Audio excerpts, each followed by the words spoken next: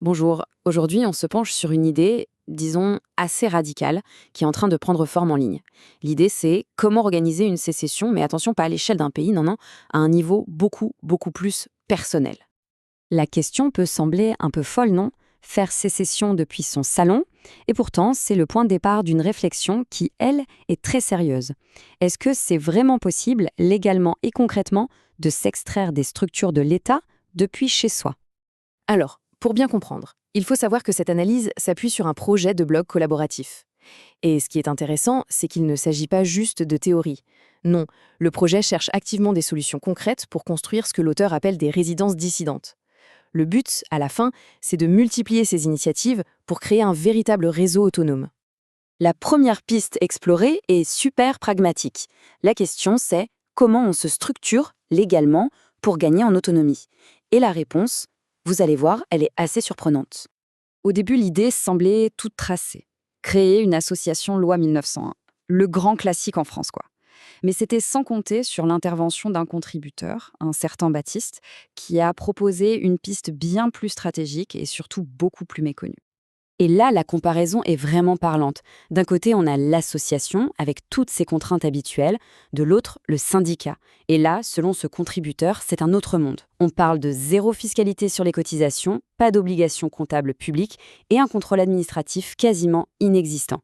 En gros, c'est une structure qui peut agir presque comme une entreprise, mais sans les contraintes qui vont avec. Bon, mais alors, pourquoi est-ce que ce choix serait si pertinent pour le projet ? Baptiste l'explique en 4 points très clairs. D'abord, un syndicat, c'est fait pour ça, représenter des intérêts collectifs, comme la sécurité d'un quartier par exemple.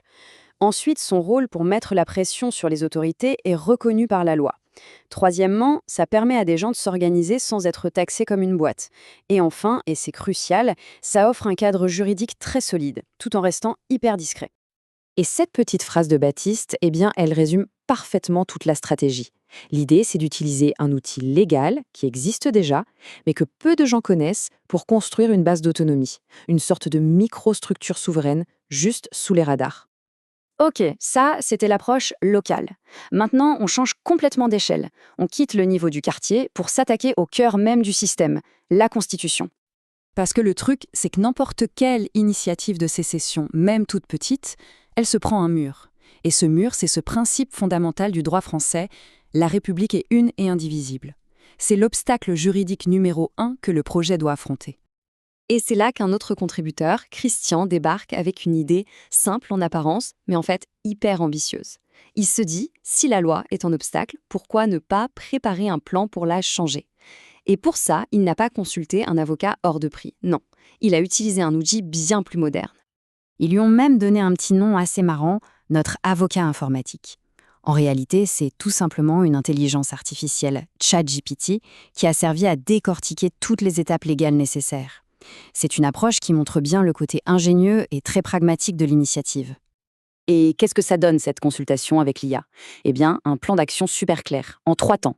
D'abord, il faudrait proposer une révision de la Constitution pour, justement, modifier ce fameux principe d'indivisibilité. Ensuite, cette révision devrait être validée, soit par le Congrès, soit par un référendum. Et c'est seulement après ces 2 grosses étapes qu'un projet de loi concret autorisant un droit à la sécession pacifique pourrait être déposé.